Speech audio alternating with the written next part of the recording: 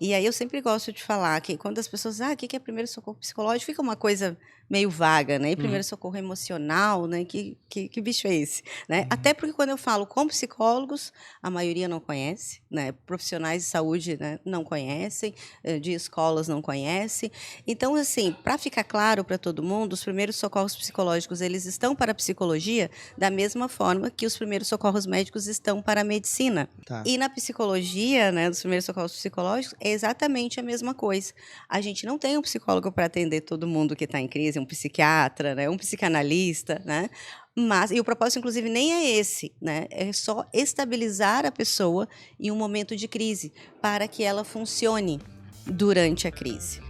É isso aí, pessoal. Estamos começando mais um Jogando pra plateia no Danco. No Danco não fazia tanto tempo, mas a gente tava alguns episódios sem gravar aqui. Pois é. E aí? E agora a gente tá bem feliz com a nossa... parece que acertamos na estrutura agora, Tá bom, né? Tá bonito também, né? Isso, a gente apanhou bastante no áudio no começo, mas agora tá legal. Teve aquele dia que a gente fez aquele almoço, foi quase uma janta, né? Exato. Deliciosa aquele restaurante. A gente apresentou o Dá Zumbanho aqui do Danco.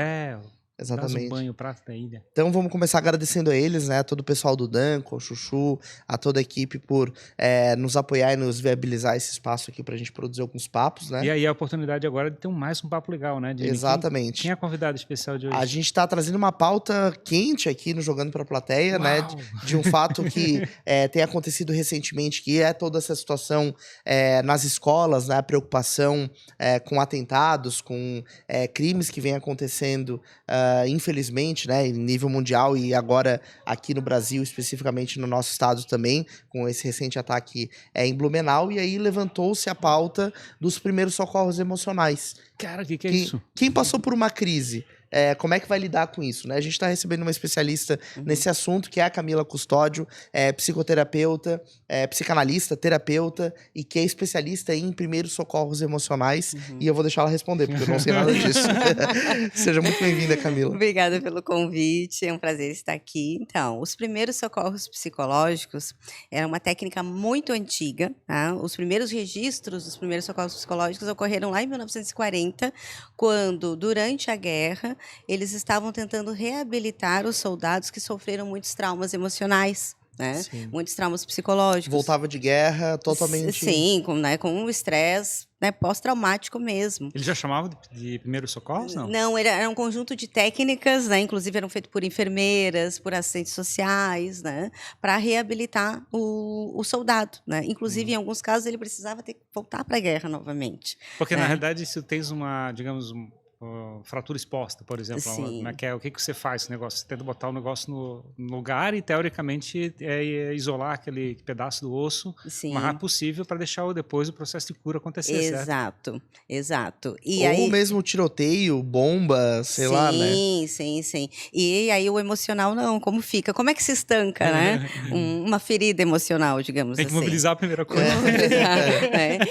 Mas ele foi ganhando visibilidade a partir dos anos 80 e depois uma estrutura com o nome já Primeiros Socorros Psicológicos a partir do atentado do 11 de setembro, que aí se viu uma necessidade de ter uma atuação justamente por conta da quantidade de pessoas que infelizmente foi um evento que a gente assistiu, eu lembro, né? Eu lembro onde eu estava no dia 11 de setembro. Acho que todo mundo lembra, né? Então, assim, e de lá para cá ele foi melhorando, né? Foram sendo introduzidas outras técnicas, foi se aperfeiçoando e recentemente, né, na tragédia que a gente viveu durante o período da pandemia, aí sim ele foi inclusive indicado, né, pela ONU como uma estratégia de intervenção e prevenção em saúde mental. Virou uma disciplina, de certa forma, é isso? Na verdade, ele virou uma técnica, uma ferramenta, né, que é aprovada pela Organização, né, Mundial de Saúde e indicada, inclusive, pela própria ONU, né, como estratégia de prevenção e intervenção em saúde mental ao mesmo tempo. Então, ele é um processo híbrido, digamos assim. E aí eu sempre gosto de falar que quando as pessoas, o que é primeiro socorro psicológico, fica uma coisa meio vaga, né? E primeiro socorro emocional, né? Que bicho é esse, né? Até porque quando eu falo com psicólogos, a maioria não conhece, né? Profissionais de saúde, né, não conhecem, de escolas não conhecem. Então, assim, para ficar claro para todo mundo, os primeiros socorros psicológicos, eles estão para a psicologia da mesma forma que os primeiros socorros médicos estão para a medicina. Interessante. Então, na medicina, para fazer o primeiro socorro médico, tu não precisa ser médico. Basta você ali fazer a capacitação, o treinamento para você atuar.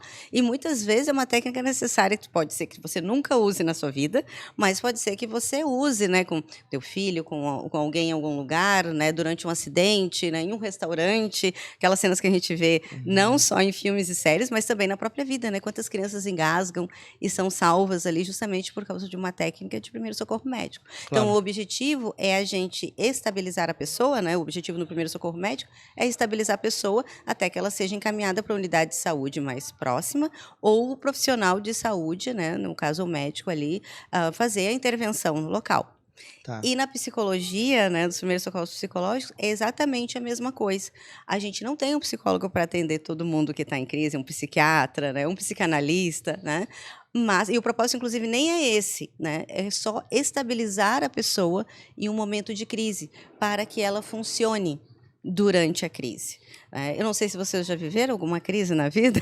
Olha, eu vivi uma recentemente, assim, foi um fato que aconteceu na minha casa, que eu tive um princípio de incêndio, e aí tive que acordar de madrugada ali, foi um pouco, foi difícil ali, deu tudo certo no fim, mas é uma coisa que a gente não espera. Sim. E é isso que eu ia te perguntar, isso foi um caso particular que aconteceu comigo. E o primeiro socorro emocional, às vezes, está muito associado a um grande evento, né?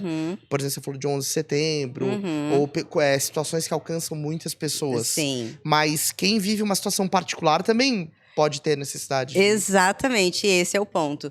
Porque eu fui citando grandes eventos para mostrar o crescimento da técnica e a necessidade dela, porque parece que a gente valoriza, entre aspas, né, crises e desastres, emergências, quando eles tomam uma grande proporção. Só que viver, eu acho que é uma crise diária. Né? Sim. Eu não sei vocês, mas eu tenho crises diárias, sim, né? sim. Viver é uma crise diária. E o que é uma crise? Crise é qualquer evento que desestabilize a pessoa. Então, vamos começar no cotidiano, tá? Um término de relacionamento pode ser uma crise, né? Quantas pessoas terminam relacionamentos e muitas vezes vêm falar assim, né? Você vai tocar nesse assunto? Vamos tocar nesse assunto. Né? Mas você terminou o relacionamento, mas não chora, não fica assim, né? Que história é essa, né? Pra quê? Relacionamento termina todo dia, né? Vai namorar, tem tanta gente aí pra namorar, vai ficar entrando em crise, vai entrar em depressão, vai ter crise de ansiedade por causa de uma pessoa? Vai. Por quê? Porque a crise, ela não está nos olhos de quem a vê, e sim quem sente. Então, não sou eu que denomino o que é uma crise que vai desestabilizar o outro, certo? Então, uma perda de emprego, uma mudança no próprio setor de trabalho pode ocasionar uma crise, uma perda financeira. Mas teria então uma coisa a ver com aquelas que eles chamam de síndrome de pânico e coisa assim, ou talvez seja um dos sintomas desse comportamento? Na verdade, a crise, ela pessoal, o que ela vai desencadear em você, só você sabe. Só vivendo para saber. Exatamente, porque uma crise é qualquer evento que desestabilize uma pessoa. Se acontecer algo com os teus filhos, né, com teus parceiros, com teus pais, né, um luto, né, pode desestabilizar alguém, desestabiliza. É que eu vejo, por exemplo, quando a gente fala de pânico, ou tu pode ficar desesperado, no sentido de começar a fazer qualquer coisa para tentar evitar, ou simplesmente em depressão, simplesmente se afundar na cama e não fazer mais nada. Se eu fico pensando, são dois extremos. Sim, as pessoas têm reações diversas às situações que daqui a pouco eu respondo de uma maneira, você vai responder de outra, o Jimmy vai responder de outra, né? E aí, quando a gente vai desabafar com o outro, diz, mas isso aí não é nada. Tanta gente com uma dor maior no mundo, com uma crise maior no mundo, você está sofrendo por causa disso? E sim, isso pode desencadear. Então, o objetivo dos primeiros socorros é justamente esses primeiros socorros psicológicos, né?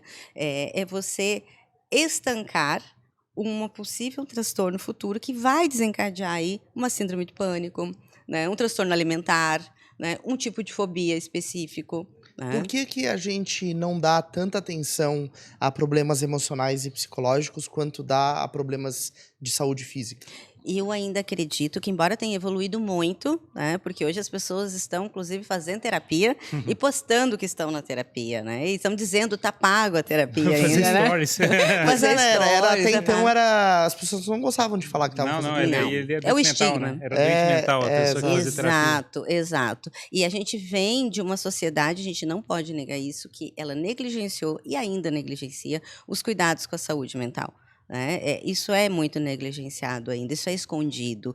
E eu acho que também passa pela questão do vai se tratar como uma coisa pejorativa.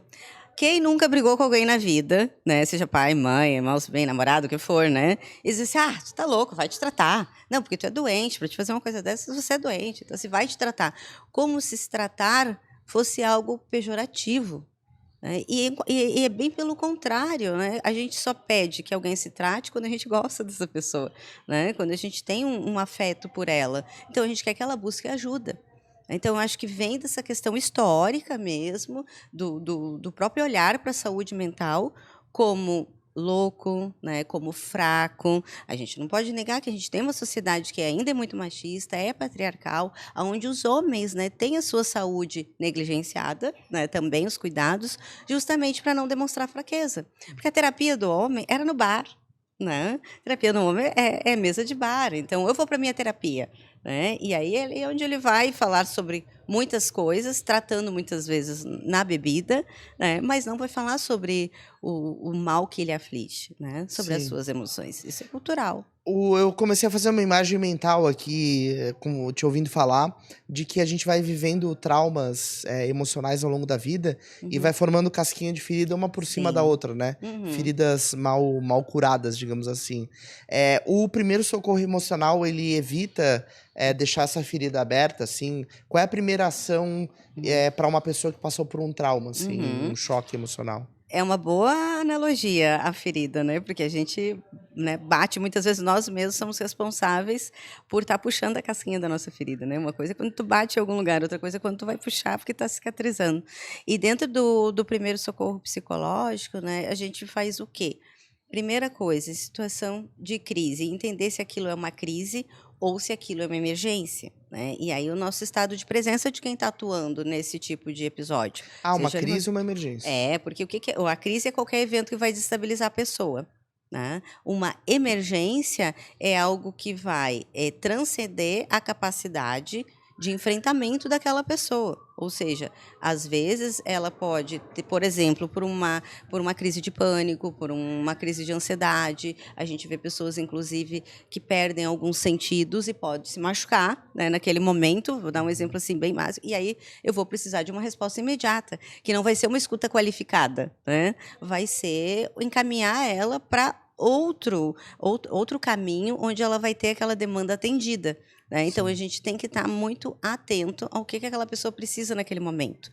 E no primeiro socorro psicológico, né, ou emocional, às vezes a pessoa precisa de informação. E é uma coisa que quase as pessoas não têm em um momento de crise. Se vocês pararem para pensar, aeroporto. Vocês já viajaram, né? De avião. E aeroporto é um lugar onde tem muitas pessoas em crise. Por quê? Porque quando acontece qualquer imprevisto, qualquer coisa que saia do controle, a primeira coisa que as pessoas precisam é de informação. E a maioria das vezes é a última coisa que elas têm. É engraçado, É né? desenhada para não ter informação lá. Exato. O Ferrari não gosta muito de imprevistos isso já aéreos. gera ansiedade. Não, já a pessoa que fala no microfone já fala com ansiedade já de propósito para fazer a pessoa ficar nervosa. Você pensa assim, eu sou sádico, eu quero chegar e provocar a pessoa. Sabe? Atenção, senhor Fábio Ferraris. 1 minuto para chegar, daqui a 18 km no outro portão. E corre rápido, eu vou trocar o portão em seguida. Então, assim, pensa em quantos eventos, né, acontecem, né, já aconteceram, inclusive, né, com aeronaves, e as pessoas ficam ansiosas, né, por informação. Então, não é um momento de terapia, não é psicoterapia. A gente precisa de primeiro socorro psicológico. A pessoa precisa do quê? De informação. Às vezes, o que a pessoa precisa é de um copo d'água. Um aeroporto, o que as pessoas precisam muitas vezes? Uma tomada. Uma tomada, uma coberta, né? Porque a gente sabe que é um ambiente frio, né? Então, assim, um agasalho, né? Uma manta. Às vezes é comida, né? Qualquer tipo de alimento, né? Um cafezinho, um pão de queijo. Eu achei legal que você falou de informação, porque a falta de informação, ela gera ansiedade. Sim. E gera a sensação de que a gente não está conseguindo controlar o que está acontecendo. Então, é verdade, assim, a maior parte dos casos, quando a gente tem uma situação de incerteza diante dos olhos, isso gera uma aflição enorme, né? Sim, sim. E essa é a proposta. Eu conseguir trazer esse indivíduo, essa pessoa, seja ela quem for, e a idade que ela tenha, porque o primeiro socorro psicológico e emocional, ele é para criança, para adolescente, para adulto, para jovem adulto, para idoso, para qualquer pessoa que esteja passando por uma situação de crise e emergência, ou desastre. Claro que muitas vezes a gente não vai ter um ambiente propício, né, para isso, assim, que eu vou poder ter tudo que eu preciso ali, né? Água, uma cadeira confortável, um café, né? Um pãozinho de queijo, né? Uma manta para oferecer para aquela pessoa. Não, porque a situação de intervenção, quando, por exemplo, é uma situação de desastre, como tragédias, enchente, inundação, né? Enfim, o que for, a gente não tem esse recurso todo para oferecer. Claro. Então, tem que ser mais rápido ainda, nesse sentido de poder estar ali e entender o que aquela pessoa precisa. E a gente vê que a informação ela empodera a pessoa. Justamente por conta disso que você falou, dela se sentir que ela tem o controle, né? Ela não precisa se desestabilizar. Só que para isso a pessoa que está atendendo, ela precisa do mínimo de informação, né? Claro. Quando vocês trouxeram agora a questão dos ataques nas escolas, né? E a escola é um ambiente onde mais tem crise, gente.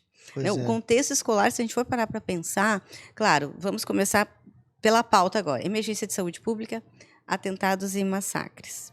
Só que, para além disso, qual que é o ambiente de escola?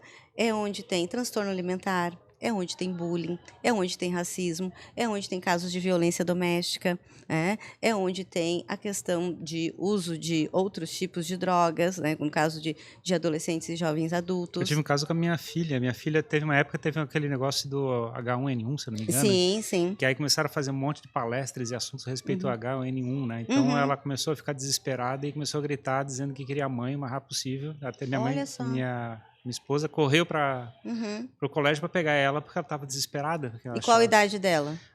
Que devia ter menos de 10 anos, talvez. Aí eu fico pensando assim, mas então informação ajuda ou não ajuda, né? Tipo assim, dá uma sensação assim, tipo, será que quer ter passado aquela informação daquele jeito para a criança naquela idade que não tem estrutura, tá ajudando ou tá prejudicando? Ótimo, porque daí não é só a questão da informação. É como passar. É como passar, mas é uma coisa que a gente está trazendo vários gatilhos agora. É a questão da percepção de risco. Porque eu preciso contextualizar aquela pessoa que eu estou levando a informação sobre a percepção de risco que aquele evento oferece. E essa percepção de risco muito alta gera pânico. Né? É o que está acontecendo agora. Sim. Né? Muitas crianças, adolescentes e pais em pânico. Claro. Né? Por quê? Porque a percepção de risco ela aumentou tanto, né? Tanto que colocou as pessoas em pânico. Né? Tá em modo defesa, praticamente. Exatamente. Aí a gente vai acionar o nosso sistema nervoso simpático e parasimpático, né? Porque vai deixar os indivíduos em alerta em uma situação de pânico, onde muitas vezes não se precisaria ter pânico. Por quê? Porque a forma como está sendo transmitido essa informação, né, ela está sendo com uma percepção de risco muito alta. Então, as pessoas estão tentando se proteger. Da mesma forma em que, se eu colocar uma percepção de risco muito baixa na informação, as pessoas não vão dar bola, né? Mas, isso aí é frescura, isso aí não é nada, né? Isso aí, passa. Então, se optou, né, de uma forma, claro, também tem a questão toda midiática, né? Enfim, elevou-se muito o nível de percepção de risco como a forma como estava sendo transmitidas as informações. Até porque o protocolo, né, inclusive da própria imprensa, mudou sobre isso também. Mas até lá, aconteceu muito, né? Com crianças, como a tua filha, adolescentes. Eu atendo adolescentes que não quiseram mais ir para a escola. Não quiseram mais ir para a escola. Pois é, e assim, a escola, ela é um ambiente, assim, para criança, é um ambiente muito caótico, né? Eu vejo, eu lembro da minha época, assim, em alguns momentos até um pouco cruel, porque tu tá ali, tu não sabe muito bem como... Ninguém que tá ali sabe muito bem como lidar, dos alunos, as crianças, e é uma sociedade, querendo ou não, dentro da escola. Sim. É uma comunidade, né, que é criada.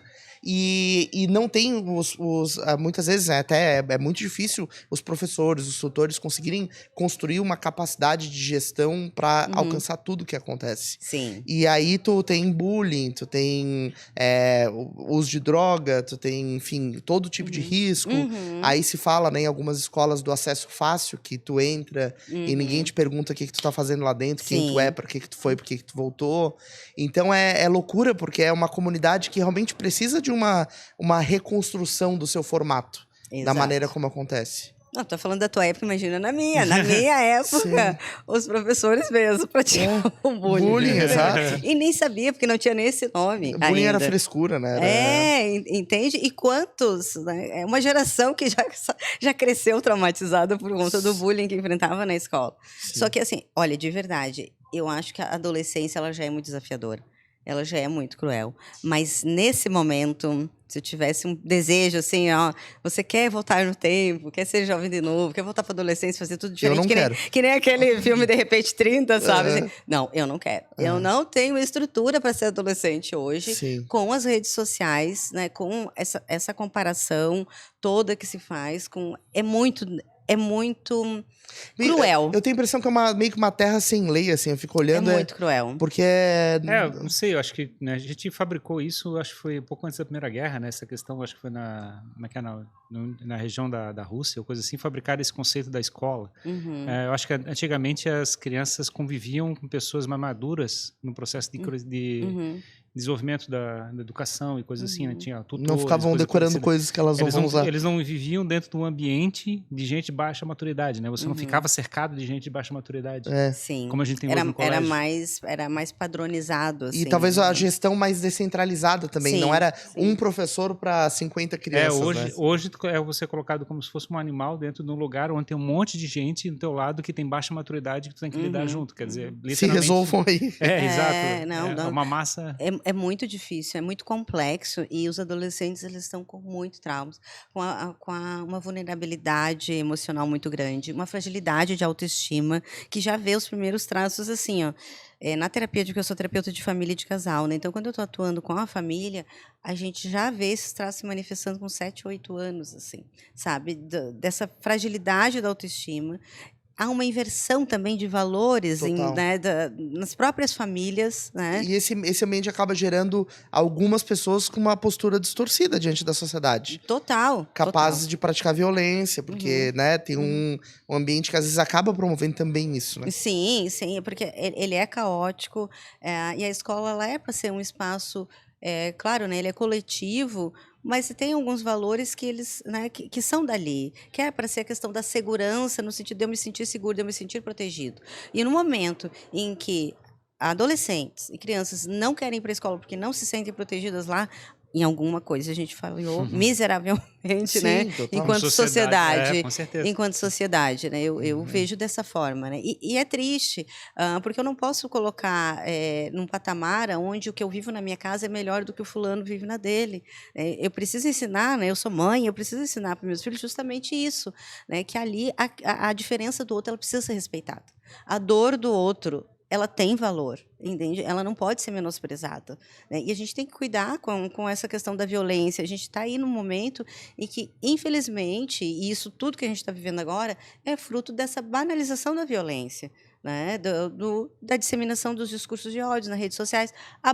Qualquer criança hoje tem um iPhone, né? Ou tem um acesso a um celular e está fazendo o quê no celular? Né? Então, assim, se cobra muito das escolas, mas assim, não é só as escolas. As escolas não são, né, as culpadas e também não pode ser o único agente fiscalizador. E é muito mais profundo que isso, né? Claro, o professor, gente, qual a formação do professor? Sim. Se psicólogo é psicólogo, né, não dá conta de uma situação, se assistente social que é assistente social não dá conta de uma situação, né, você imagina um professor que tem uma outra formação. Sabe? Ele não tem como dar conta emocionalmente das questões dele, da sala de aula com 30, 40 pessoas, né, diferentes ali para tentar chegar num consenso, né, e ainda manter a ordem no meio do caos. Né? Meu Deus, é muito desafiador. Eu acho assim que, olha, quem escolhe esse professor hoje, né, meu Deus, tem toda a minha admiração, porque além de tudo, prestar atenção, né, com as pessoas ali no celular, né, no celular, discutindo, debatendo, né, porque agora tem o Google. Eu sou da época da Barça, lembra? Da Barça. Então, assim, estava tudo ali, né? Meu Deus, então agora, quando eu vou dizer uma coisa, eu tenho que ser até nos cursos de treinamento só um pouquinho. E aí, quando a pessoa diz, não, acho que não é assim, e confirmar essa informação. Agora com o ChatGPT, a gente tem que brigar com o ChatGPT para saber se aquilo ali está sendo dito ou não, tem que questionar ele, para ele entender o que ele está falando para mim. Então, imagina, crianças e adolescentes, né, nesse universo, que se você for olhar, inclusive, as próprias fotos que eles tiram de selfie, não aparece o rosto. É tudo com o celular na frente, é com emoji, isso já diz muito. Filtro.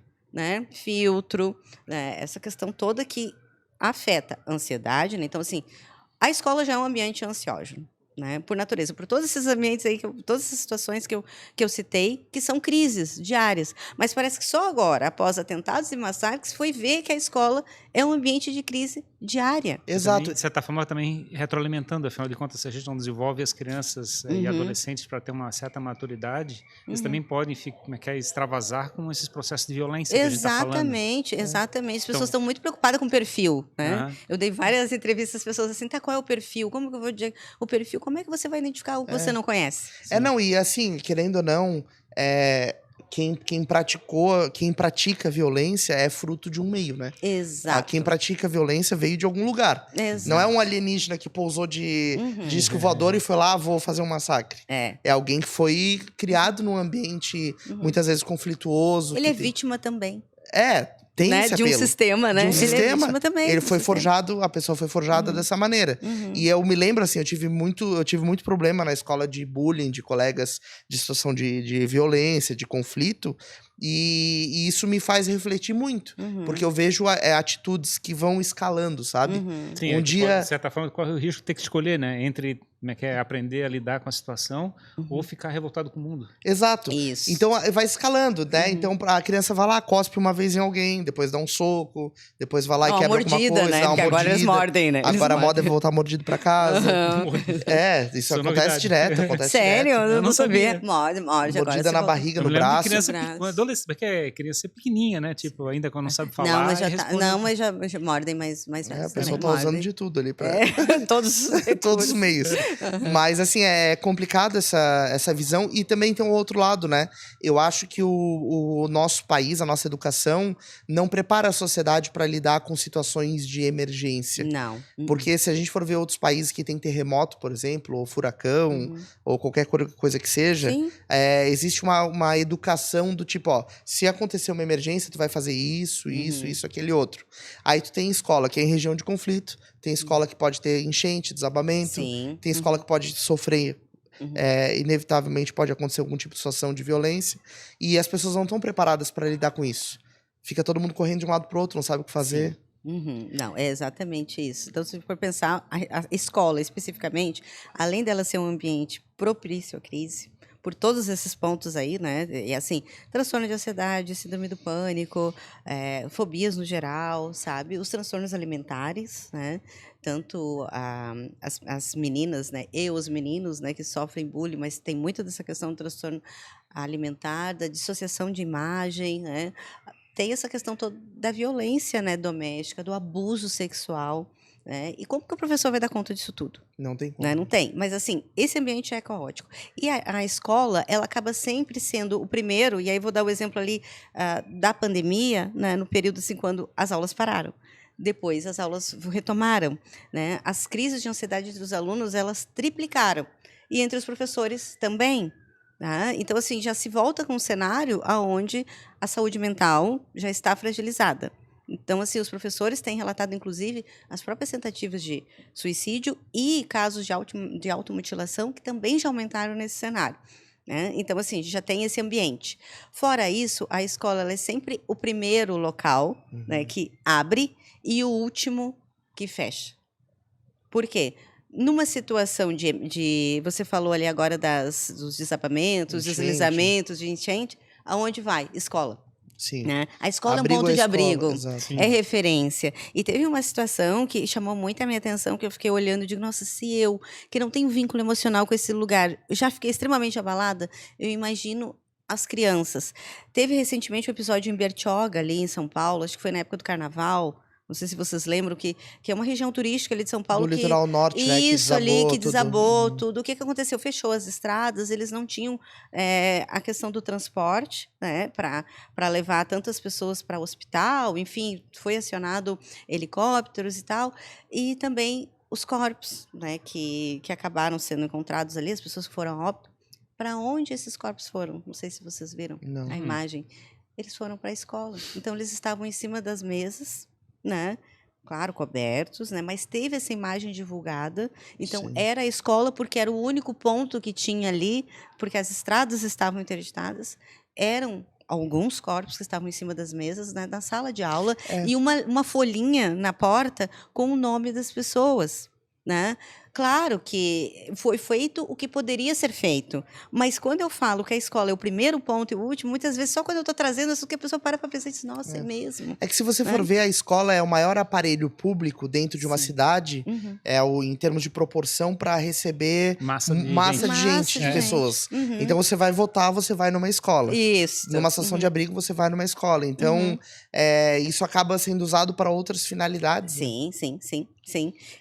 Mas assim, o quanto precisa ter o preparo. Claro. Eu fiquei imaginando essas imagens circulando, porque hoje as crianças, elas têm, né, olha, baixa restrição de qualquer tipo de imagem, informação, por conta das redes sociais, né? Instagram, Facebook, TikTok, né? E ver aquilo ali, eu fico imaginando, se eu tivesse que ir para essa sala de aula na semana que vem, como que eu, criança, adolescente, iria? Como que esse professor iria, né, para essa escola, sabendo que ali aconteceu o que aconteceu? Claro. Né? Então, quando a gente para pensar nesse cenário, gente, ele é muito importante. Sabe? A gente tem como criar um cenário, assim, de especificamente o que fazer, o que é um primeiro socorro emocional, assim. Tive uma crise, o que eu preciso fazer? O primeiro, para ter a situação, né, primeiro socorro, a gente só precisa, no primeiro socorro emocional, a gente só precisa de uma pessoa em crise. Tá. Né? Então, o que eu vou fazer? Você se apresenta, né? E aí você não é o teu título, não é a tua formação. Até porque ele é uma capacitação que qualquer pessoa pode fazer. Então, se uma pessoa leiga, a tia, inclusive quando eu vou nas escolas, pergunto, as tias da cozinha podem fazer? Podem e devem. Né?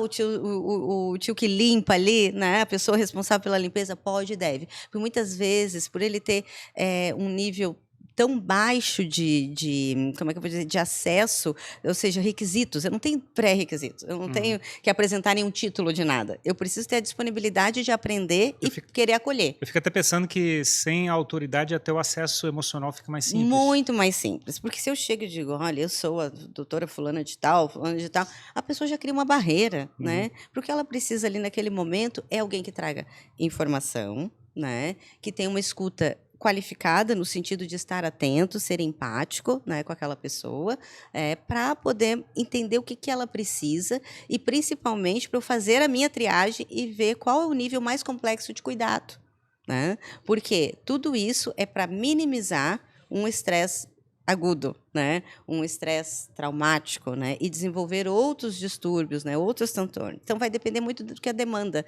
né? Qual é a demanda que aquela pessoa tem. E aí pode ser, como eu já falei, uma questão de relacionamento, uma questão, às vezes, não é nem contigo, mas se você presenciou, você viu e aquilo te desestabilizou.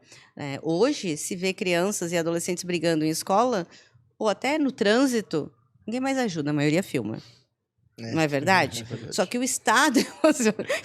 Eu fico pensando aquele negócio de acidente de carro que tu passa devagarinho só pra olhar assim, né? Exatamente. Então as pessoas filmam. Não, se a gente for ver um monte de vídeo que hoje tem na internet, tu fica pensando, pô, a pessoa decidiu filmar do que ajudar. Cara, Black Mirror, estamos vivendo o próprio cenário. Não sei se vocês já viram, mas o próprio Black Mirror é isso, assim, entendeu? Já está acontecendo, já está aqui. E a gente muitas vezes se omite, né? Os próprios casos de violência doméstica, mas assim, falando de crianças e adolescentes, isso acontece ali e a gente se omite por conta disso, só que aquilo causa, muitas vezes, quem até está naquele momento tem uma estrutura, ela tem um recurso para enfrentar. Agora, quem está vendo, meu Deus, às vezes você vai ver a pessoa está numa crise de pânico por conta daquilo ali que desencadeou outras coisas nela.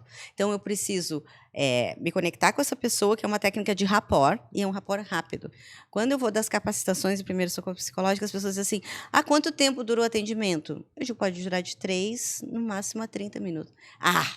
Não vai funcionar. Como que um atendimento vai ser tão rápido? Gente, não é uma terapia. Né? Não é uma consulta psiquiátrica, não é uma sessão de psicanálise, né? De análise. Não, é você se conectar com essa pessoa muito rapidamente para que ela entenda que você pode ajudar. E aí, a frase que mais ajuda é, em que posso ajudar? Olá, meu nome é Camila, em que eu posso ajudar você?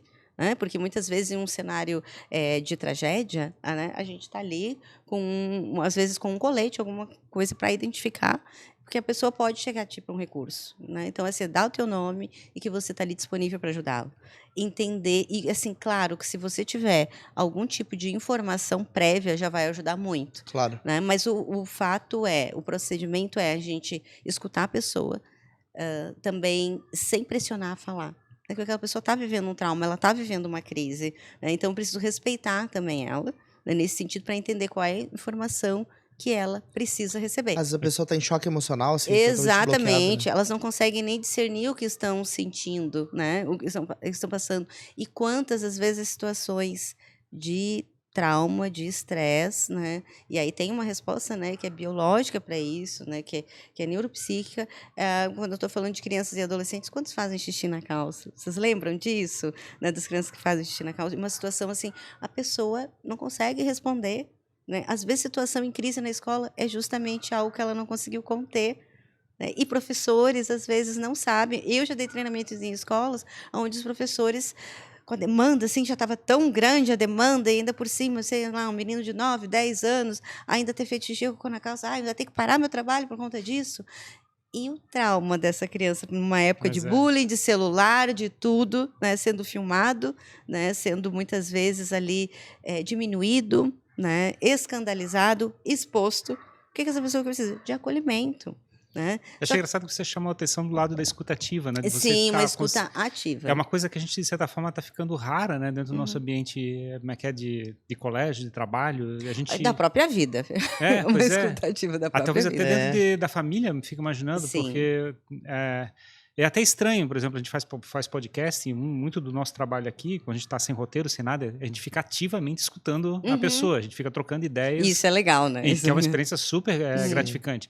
Só que imagina que tem uma quantidade enorme de pessoas que não passam por uma experiência desse tipo, assim, chega assim, pô, primeira vez que alguém me escuta. Mas já tem um monte de conversa que a gente vai fazer que você fala uma coisa, a pessoa fala outra. Aí você fala outra, a pessoa fala outra. Ninguém tá escutando ninguém. É porque tu já escuta o outro com uma resposta pronta já para ele. E aí as pessoas também falam tanto da empatia, só que na verdade isso também já está indo por terra, porque não é eu dar aquilo que eu acho que o outro precisa. Aí eu preciso da escutativa, principalmente no momento de crise, para tentar entender, para fazer a leitura. E aí a técnica, né? Claro que as capacitações que eu dou, os treinamentos, eles variam de 8 a 20 horas, né? Então, uma capacitação básica de 8 horas e uma formação de 20 horas para a pessoa sair apta mesmo. Então, são várias coisas que a gente pega assim, para fazer essa leitura, muitas vezes, de algo que é não verbal, né? E que a gente está vendo que a pessoa está trazendo. Eu achei a referência do não verbal, né? Tipo, a escutativa envolve também todo o comportamento que a pessoa tem. Todo o comportamento que ela tem, o que ela não está dizendo com a fala. O que ela está escondendo. Mas o que ela está dizendo, e muitas vezes porque ela não está nem conseguindo acessar no momento de crise. Ela não está conseguindo, mas a pessoa capacitada, e aí não tem nada a ver com a formação, né? Mas assim, a formação dela, mas a pessoa capacitada em PSP, ela consegue identificar. Até para fazer esse encaminhamento. Né? O primeiro socorro psicológico, né? Eu falei emocional, não sei se... Mas ele é. Inclusive, assim, na Espanha, ele é fortemente difundido como primeiro auxílio psicológico. Tá. Né? Então, assim, ele tem vários nomes, né? Mas é que esse primeiro socorro psicológico, eu estou trazendo a referência da onde eu fiz a formação. Sim. E Onde é que foi? Eu fiz no Instituto Humanitas, que trouxe da Universidade John Hopkins, né, que é uma universidade de referência em saúde pública, né, no mundo. Então, ele tem um modelo, que é o RAPID, né, que ele fez a técnica, e aí, então, eu uso esse mesmo nome. Essa linha de atuação. Exatamente. Mas eu vejo que as pessoas se conectam muito mais quando eu falo emocional do que psicológico. É porque talvez psicológico parece mais técnico e emocional. Exato, mas quando eu falo, inclusive quando eu vou vender o serviço para as escolas, eu falo, primeiro socorro emocional.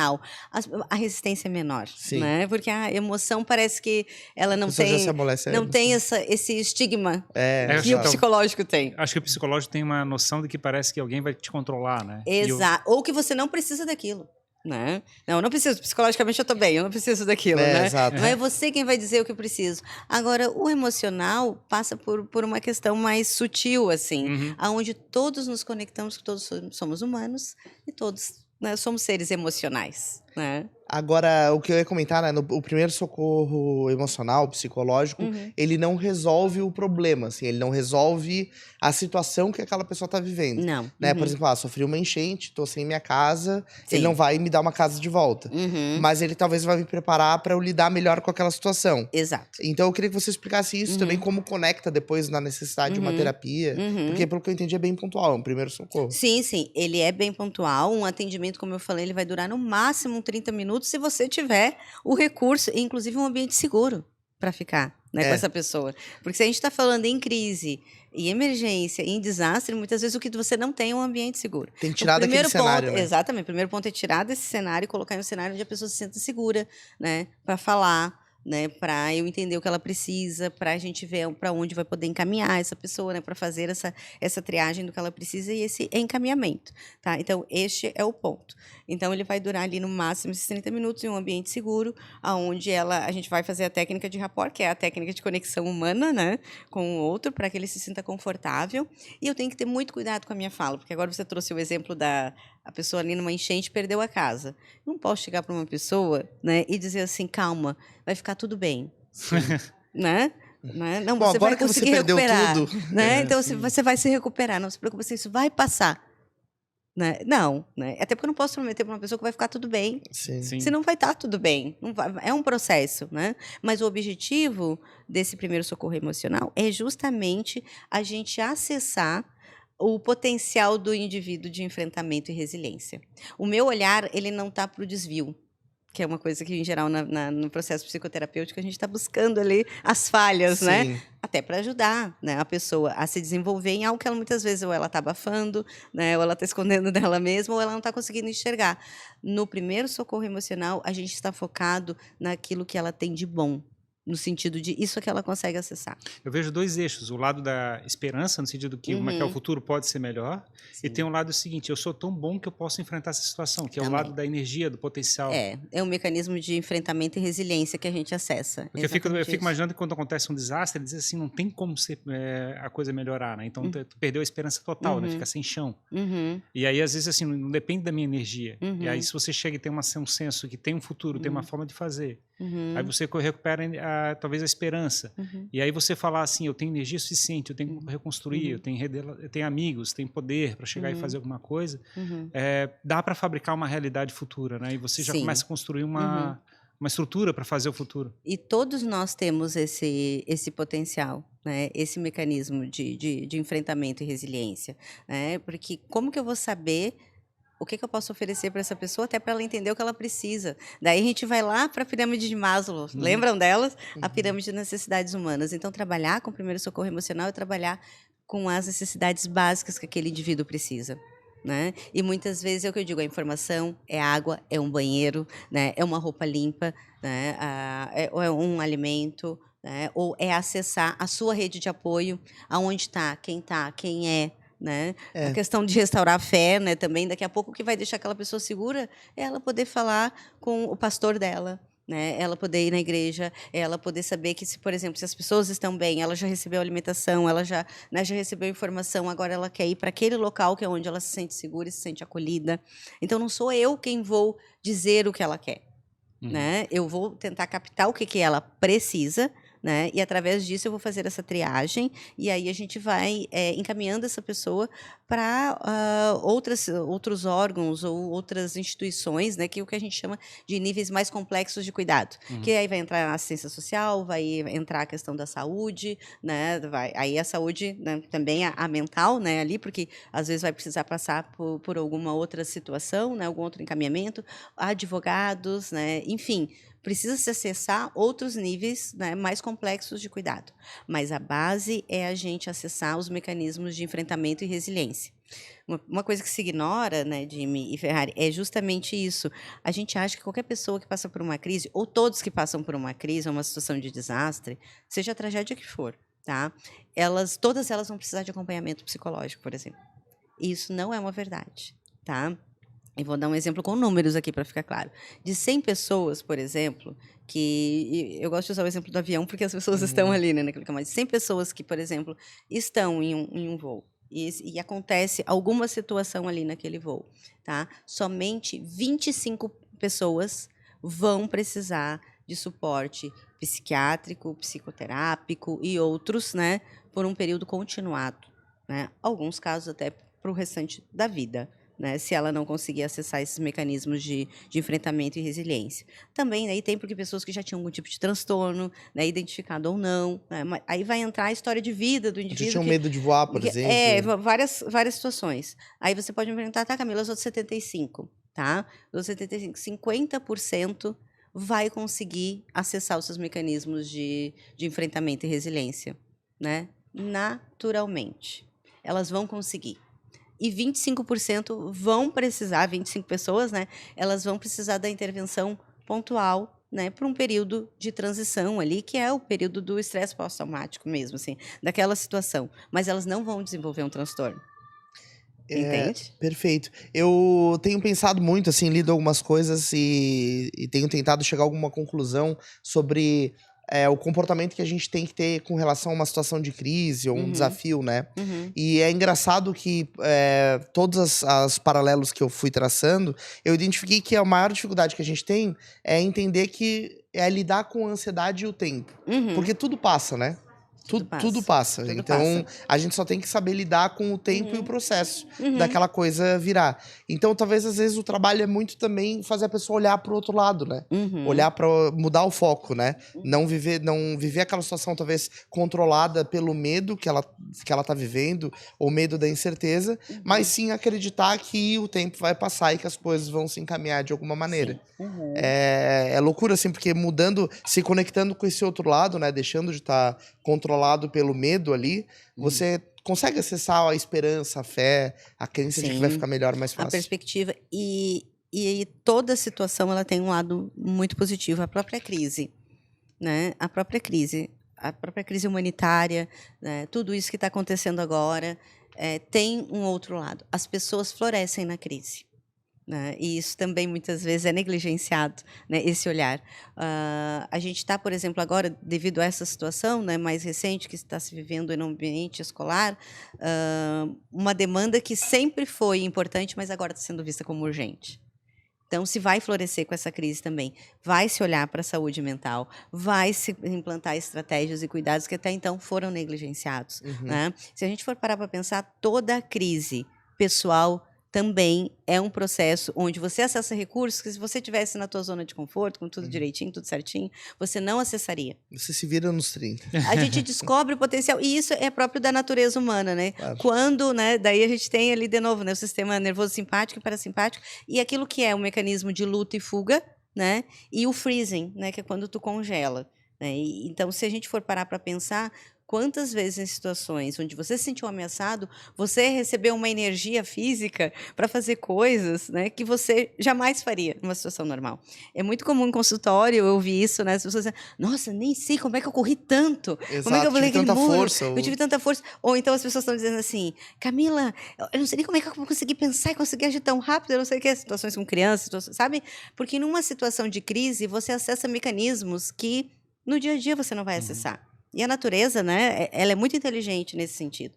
Nosso cérebro, nosso mecanismo de defesa, ele é muito inteligente nesse sentido. Da mesma forma que o freezing, né, que é o congelar, né, que é o ato de congelar, que muitas pessoas também dizem, não, mas isso é muito ruim, aí eu congelo. Mas em uma situação de tragédia, de desastre, a gente vê isso, é indicador, né, é índice, as pesquisas mostram também que as pessoas, muitas que sobreviveram foram aquelas que congelaram e se fingiram de morte, que já estavam jogadas no chão. É uma defesa, né? É um mecanismo de defesa. Então, eu digo, a gente aprende com a crise. E, nesse sentido, eu me mantenho também muito esperançosa na humanidade, porque ela nos conecta de tantas formas e mais variados assuntos, assim, né? Como é que entrasse nessa especialização, digamos? Numa crise pessoal. Foi mesmo? Numa crise pessoal. Eu sou uma pessoa que meu válvula de escape é estudar, é aprender, é ir. Então, na época do Covid, assim, da pandemia, eu estava com 2 consultórios, trabalhando, assim, enlouquecidamente, né? Um na ilha, outro no continente, e veio a pandemia, aconteceu aquilo ali, e eu digo, cara, os pacientes, assim, não viu, tinham poucos pacientes no exterior, né? Porque eu atendo no exterior, né? Tenho pacientes em 13 países. Então, agora, né? Em 13 países. Na época, eu tinha 2, 3, assim. E aí, o online é uma coisa que as pessoas sempre tiveram resistência com o online. O online não é a mesma coisa, né? O online não sei o quê. E aí, eu digo, cara, o que eu vou fazer, né? E aí, nessa coisa de pandemia, nesse movimento, eu estava na rede social. Aí eu encontrei o assunto, algoritmo, né, inteligente, né, mandou ali para mim, e eu digo, cara, psicologia da emergência dos desastres, comunicação de más notícias, primeiro socorro psicológico. Aí eu achei assim, meu Deus, isso é a chave pro futuro. É o que as pessoas estavam precisando. E aí eu lembro que eu falei super empolgada para uma pessoa na hora, e ela me olhou assim, tipo... Uma coisa assim, muito pessimista da minha parte. Calma, isso vai passar. Aí foi isso. Só que vai passar. Calma, guria, tá doida, né? Assim, não. Eu digo, não, isso é a chave, porque a gente já vive. Que a gente também tem essa cultura de que no Brasil não tem tragédia. E aí foi. Aí depois essa mesma pessoa disse pra mim, Camila, tu foi muito visionária. Depois que aconteceu tudo isso, sabe? Eu digo, sim, tirando o lado que, claro, é muito delicado trabalhar com isso, né? Mas, assim, eu digo, cara, isso é uma demanda, porque a tragédia, ela não é só aquilo que a gente acha que é, né? Não é só desastre natural. E aí depois, logo em seguida, porque a capacitação eu fiz em 20 horas, né? E aí também fiz online, também tive que me desafiar no fazer um online de novo. E é né? engraçado, tipo, não está no consciente coletivo da sociedade. As pessoas nem sabem que isso é um problema ou que isso existe. Isso, que isso existe, exatamente. E aí como é que você explica, teoricamente, para as pessoas como é que é... Não adianta só falar para a pessoa seja forte, você tem que dar um apoio para ela, Exato, certo? exato. É muito desafiador. Eu lembro assim, que eu fiz a formação, depois eu fiz a formação em psicologia das emergências e dos desastres. Então foram mais alguns meses estudando isso, e os cases são só tragédias, né? São só desastres. Então, assim, a gente já vivia um momento delicado, né? Em casa, né? Com as pessoas ali muito vulneráveis. Eu também, né? Porque tenho família, então também tenho as minhas noias. Eu sempre digo que eu sou terapeuta, mas assim, também sou gente, também gosto de receber Pix, também tenho boleto, também surto, entendeu? Sou terapeuta que sente, eu sempre digo isso às pessoas, a gente não está num lugar superior, bem pelo contrário. E eu faço terapia. Só que chegou um ponto que a coisa foi crescendo tanto que eu mesmo digo, gente, não estou dando conta mais, né? Porque a formação era muito pesada, né? Ela demandava muito recurso emocional. Eu comecei no online e comecei assim, vai vir um que outro, e daqui a pouco veio, porque estourou, né? A terapia, ela explodiu, ela teve um boom nesse período aí do Covid. Em qual nome estava sendo essa terapia? É uma terapia? No caso, eu divulguei que estava fazendo os primeiros socorros psicológicos ou emocionais, né? E me divulguei também como uma terapeuta online, né? Como uma psicanalista online. Só que achando que não teria tanta procura. Também estava duvidando dos meus recursos, sabe? Assim, eu digo, não vai vir tanta gente. As pessoas estão perdendo emprego, elas não vão investir em terapia, né? Elas não vão investir em um atendimento que ele é mais caro porque ele é uma sessão só, né? Ele é único, né? E eu digo, não, as pessoas não vão vir. Eu vou fazer, eu vou investir porque era uma válvula de escape para mim interessante. E sempre que eu estou em crise, eu me matriculo num curso. Quando eu digo para meus amigos assim, estou fazendo um curso. Tá, o que está acontecendo? Mais um, né? E eu digo, bem isso que acontece mesmo. Eu sou dessas, eu digo. Então, assim, eu achei que não teria demanda, e aí eu me peguei pleno 24 de dezembro de 2020, eu estava trabalhando desde as 6 horas da manhã, era 8 horas da noite, eu ainda não tinha parado. Na frente do computador direto? Na frente do computador direto. E assim, eu comecei a trabalhar, um horário normal, né? Assim, das 8, né, às 17. Depois, vamos das 7 às 19. Depois eu já estava das 6 da manhã até às 22. E aí eu estava trabalhando assim, enlouquecidamente. Eu adoeci, inclusive, nesse período, porque eu estava trabalhando demais. É muito desgastante, né? Meu filho ainda diz, mãe, eu queria muito ser esse trabalho. É muito fácil cair na frente do computador. Fale-me mais sobre isso. Né? Tá, me conta como foi. Né? E eu digo, gente, era muito desgastante. E como eu estava atendendo muita gente do exterior, muito brasileiros, né, que moram no exterior, então tem o fuso horário, então é da Austrália, claro. Né, é do Japão. Então dava para trabalhar de 24 Londres. horas, se quisesse. Nossa, foi um período assim que... Né, mas tem coisas que têm preço e outras têm valor. E como é que foi a experiência de transitar entre tentar tocar nas pessoas presencialmente e pelo computador? Olha, para mim, particularmente, não mudou muito. Porque eu respeito muito a questão do espaço do outro, né? Então, tem muitas pessoas que têm, a gente sabe que o toque físico para elas já era uma versão. O toque que eu falo não era necessariamente assim, presencial, assim, mas talvez o toque no sentido de chegar e... De conexão. Conexão e coisa assim. Não, a conexão, ela não muda nesse sentido. É porque dá uma sensação que quando a gente está no computador, a gente está fazendo várias coisas, né? A gente está sempre com a cabeça pensando em outra coisa. Porque quando a gente está, de repente, num espaço fechado com uma pessoa, teoricamente, a gente fecha o mundo naquela pessoa, foca foca mais, né? Eu fico imaginando quando você está no computador, você tem uma quantidade enorme de inputs acontecendo simultaneamente em volta, né? Tipo criança correndo e coisa parecida. E aí eu fico imaginando como é que você pode ajudar a pessoa nesse ambiente. Então, eu atendi muitas pessoas que não tinham privacidade no carro. Eu mesmo sugeria, vai pro carro, faz na garagem. Boa. Faz na garagem no carro, entendeu? A gente tem que... Por isso que eu digo, a crise, ela faz a gente acessar nossos recursos, inclusive os mais criativos. Ah, vou sair para caminhar. Então tá, vai pra beira da praia, né? Vai pra beira da praia, vai pra uma pracinha que não tem ninguém, entendeu? Senta lá, coloca teu fone de ouvido, porque a privacidade é um requisito básico para o atendimento acontecer, né? Então, isso de conexão com o outro, a vida não para, né? Então, eu também não posso, enquanto profissional, exigir ter o cenário perfeito. E eu também falava isso para as pessoas quando elas vinham buscar um atendimento, né? Não, ó, eu faço sessão com mãe amamentando, né? Com as crianças, sim, correndo ali. O importante é eu manter o foco e dizer para ela que, se é isso que você pode fazer agora, que bom que você veio. Né? Não vou, né? A sessão ela dura de 50 a 60 minutos, né? Uma sessão terapêutica. Mas com uma mãe, com uma criança no peito amamentando e mais duas correndo dentro de casa, pensa aí o cenário da pandemia, né? É o que é possível fazer. E que bom que ela veio, que bom que está ali. E muitas vezes elas dizem, ai, desculpa, né? Ai, não sei o quê. Eu digo, que bom que você está aqui. O cenário ideal era que seus filhos estivessem, né? Em um lugar onde você não precisasse se preocupar com segurança, com nada. Mas se é assim que você pode fazer e você está me dizendo que precisa, que bom que você está aqui. Né? Vamos fazer o tempo que você conseguir fazer, né? E você não vai desistir. E elas não desistiram. A vida é um eterno consertar o carro com ele andando. Né? Exato. Então, assim, a gente quer... É que muitas vezes a gente exige... É que nem fazer... Eu não tenho nenhum preconceito, não é isso? Pelo amor de Deus, né? Olha, eu vou falar que é a aqui. polêmica aqui, né? Da yoga, né? Assim, gente, eu acho muito legal. Mas eu acho que é muito fácil você ficar calmo num cenário propício para aquilo. Aonde eu tô com incenso ali, aonde eu tô com um ambiente calmo, um som que vai me relaxar. Cara, eu saí daquele lugar no elevador, eu já tive 3 surtos. No trânsito aqui em Floripa, 6 horas da tarde, mais 24.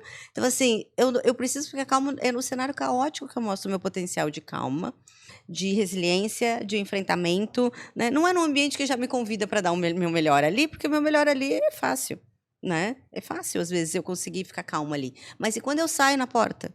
Né? Então, eu também desconstruí algumas coisas para conseguir me conectar com o outro, né? Nesse sentido no online. E hoje, o meu universo, ele é online. Hoje é 80-20, hoje. E essa experiência de se especializar nesse tema do primeiros socorros emocionais, psicológicos, como é que está crescendo isso? Esse conceito está crescendo?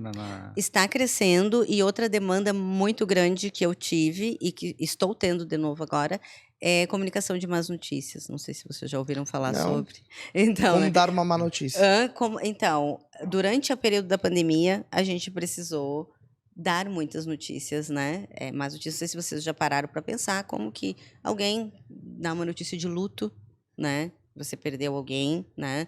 Como que você perdeu o emprego, como você perdeu sua casa, um diagnóstico indesejado, né? E na área de saúde também era outra coisa que eu via, que as pessoas não tinham o conhecimento de uma comunicação de más notícias, né? E também na escola, porque muitas vezes se alguém perde alguém, se o pai sofreu um acidente, se alguma coisa assim, né? E também, como que vai falar para essa criança, para esse adolescente, para essa pessoa, né? Então, como que se dá uma má notícia, né? Uma notícia indesejada. E na época da pandemia, isso também veio à tona, era uma outra temática delicadíssima, onde eu também tive uma pessoa que ficou internada nesse período, né, da pandemia, e aí não se ter ritos, não se poder conversar com o médico, né, não se poder ter a família ali ao redor, né, porque daí a rede de apoio que era acessada, e aí uma pessoa dando a notícia para aquela outra através de um telefone e aquela outra transmitindo a notícia para os outros no estado emocional que ela estava recebendo a notícia. Não da forma como a notícia realmente, né, ela tinha um impacto, né? Claro que tem, uma má notícia, ela é sempre uma má notícia. Isso estaria relacionado, essa parte de passar as notícias, estaria relacionada à parte de primeiros socorros? Sim, de psicologia de crise. Né? De psicologia de emergência e desastre, né? E dentro dos primeiros socorros psicológicos e emocionais, a gente fala sobre a comunicação de uma notícia, né? A gente pincela isso, porque tu precisa dar uma má notícia para o outro, muitas vezes, né? Então, qual o cuidado que eu tenho? Porque... eu não sei se vocês já pararam para pensar, mas a gente não é treinado na vida nem para lidar com o luto. né? Nem para viver e muito menos para perder alguém. Não se ensina isso. E muitas vezes tu desencadeia coisas no outro, né? Quando tu vai dar uns pêsames, né? Claro. Porque tu vai dizer assim, descansou, né? Cara, eu não quero, não interessa o que aconteceu com aquela Sim. pessoa. Ninguém quer perder alguém, né? E não interessa, por mais que ela esteja em cuidados paliativos, essa pessoa tem um valor, ela tem um significado para mim. Eu sei que ela estava sofrendo, né? Mas eu não queria que ela descansasse. Eu queria ela comigo aqui. E é engraçado Né? porque o fato de a gente não lidar com o negativo faz a gente ter uma ilusão que a gente vive um mundo perfeito. E isso não é vida, né? A vida, de fato, na realidade, é essa experiência de conflito, de enfrentamento. Exatamente, de enfrentamento. E os pacientes, eles vêm querendo essa ilusão aí, esse Sim. mundo mágico. Primeira coisa que as pessoas dizem, ai, Camila, eu vim buscar aqui porque eu sou muito ansiosa e eu não quero mais ter ansiedade. Eu digo, então, não trabalhamos com essas drogas aqui. Não são essas drogas, né, que a gente usa. Então, vamos lá, vamos por parte, porque não é também aumentando o indicador, a quantidade, a miligrama de um medicamento. Sim. A gente precisa entender que viver é isso, é alto, baixo e subterrâneo. Né? E a gente precisa muitas vezes, sabe? De certa forma, a gente tem que aprender a gostar da vida, né? Gostar de viver a vida. Exato. É porque também se criou essa coisa tão good vibes e eu acho muito importante a psicologia positiva, né? Eu acho que sim, ela tem um papel, ela tem um espaço, mas viver não é só felicidade. Estar triste faz parte da vida, né? É aí que a gente reconhece, inclusive, os nossos momentos de felicidade, né? Quando a tristeza vem. Estar frustrado, estar com dor, né? Perder pessoas, passar por transições muitas vezes indesejadas, isso faz parte da vida. A gente não pode negligenciar. Viver não é esse mundo cor-de-rosa que eu gostaria que fosse. Né? Não é isso, não é só ser feliz o tempo todo. E a gente que está criando pessoas com baixa tolerância à frustração. Né? Crianças, adolescentes, jovens, e muitas vezes disseminando uma cultura de que, né, o sofrimento não é para mim. Não, o sofrimento faz parte da humanidade. Imediatismo, né? Imediatismo, exatamente. Também fabricar uma sensação de vitimismo, no sentido que, não, mas que é como eu fui maltratado, eu mereço carinho o resto da vida. Isso, exatamente. Porque, assim, ser vítima de uma situação, né, acho que todos nós já fomos. Agora, me vitimizar com ela é outra coisa. E eu vejo as pessoas se vitimizando constantemente. E isso é um trabalho que eu faço de desconstrução. Eu não estou negando a tua dor. Né? E você também não deve negar ela. Mas para a gente acessar os teus mecanismos de enfrentamento e resiliência, você precisa reconhecer que você não vai se vitimizar com isso. A gente consegue também transformar a dor em força, né? Não que a gente precise sofrer também. Também acho que também se glamoriza muito sofrimento. Né? Também não é isso, né? Nem tanto, né? Nem tanto céu. Vamos sofrer as fossas. Vamos as ganhas, como dizem lá na minha região, vamos sofrer as ganhas agora. Não, mas não é. Eu acho que a gente precisa ter um senso daquilo que sofrer também faz parte. Porque eu vejo assim, as pessoas estão indo na terapia toda semana, daqui a pouco elas vêm assim, então, Camila, eu tive uma crise. Eu digo, vamos lá. No primeiro momento eu entendi que ela teve uma crise. Daqui ela começa a falar, ela só não estava bem no final de semana. Ela só ficou triste. E tinha os motivos, e muitas vezes as mulheres, principalmente, têm fator hormonal. Aí tem uma TPM, já acho que o mundo vai acabar, vai morrer, né? Porque é isso mesmo que a gente sente. Sim. E às vezes não é uma crise, às vezes é só tristeza, né? E às vezes ela não vem de um motivo específico que aconteceu naquele cenário. Mas a gente abafou tanto e por tanto tempo porque a sociedade quer a gente feliz. Pois é, e a nossa... Feliz e produtivo. E a nossa mente, de certa forma, também trabalha em forma de ondas, né? Ela vai, ela sobe, desce, a gente acha que não consegue, daqui a pouco consegue, depois não sei o quê. A gente fica numa situação... Eu gostei do alto, baixo e subterrâneo. Ah, sim, eu trabalho nessa linha, alto, baixo e subterrâneo. E é o tempo todo isso, né? Tem hora que tu tá eufórico, e eu sinto isso muito ao longo do dia, né? Assim, tu tá lá em cima muito feliz, depois tu tá muito triste, depois tu... É louco, assim. E as pessoas já chegam se diagnosticando que sou bipolar, né? Não, porque de manhã eu acordei muito bem, tal. Aí passou o almoço, daí eu comecei a me lembrar. Aí a pessoa fala, e eu sou conhecida por já ter um perfil mais descontraído, né? Eu digo, não, mas eu 5 horas da tarde, quando eu começo a me lembrar das contas, da louça suja, da não sei o quê, do mercado, eu também já fico triste. Eu digo, calma, né? Não é assim. Então, você não é bipolar, né? Porque você estava bem pela manhã e à tarde não. Quantas coisas vão nos afetando durante o dia? Sim. Pega teu telefone, a quantidade de notícia que vem ali, de imagens, né? O excesso de informação associado aos teus relacionamentos, né? Pessoais, profissionais. Olha quanta coisa te afetou. É óbvio que 6 horas da tarde eu não vou estar do mesmo jeito que eu acordei às 6 da manhã. Eu li que alguém falou, não sei, um artigo que eu li, falando que é normal que você receba 3 notícias ruins no dia te derrube. Assim, é normal você aguentar 1 ou 2, assim, de chegar a 3, você acaba sendo destruído, você fica destruído para o dia e tem que esperar dormir para poder ficar legal no dia seguinte. Não sei se é uma métrica razoável. E a própria qualidade, e a própria qualidade de sono também, né, que é outra coisa que a gente fala. Poxa, não tem como eu ter mecanismo de enfrentamento e resiliência se eu não dormir bem. Sim. E todos nós estamos com sono afetado. Todos nós somos ansiosos por natureza. A gente já é ansioso por natureza. E já fica dormindo, nem dorme, né? Fica sonhando com problema ainda. Exatamente. Então, assim, se a gente for parar isso, qual a base que eu acordo pela manhã para estar bem? Como que eu posso, né, querer estar bem se eu não tenho o mínimo de estrutura, né? Ou eu não alimento essa minha estrutura básica para estar bem? Então, quando a pessoa diz assim, eu não quero ser ansioso, não existe isso. A ansiedade, ela tem um papel primordial na nossa evolução enquanto ser humano.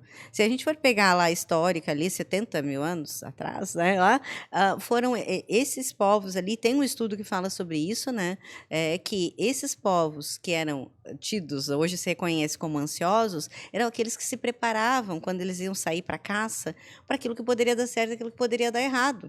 E eles sobreviviam. Né? Eles voltavam, eles tinham mais sucesso. Né? Isso é histórico, é cultural.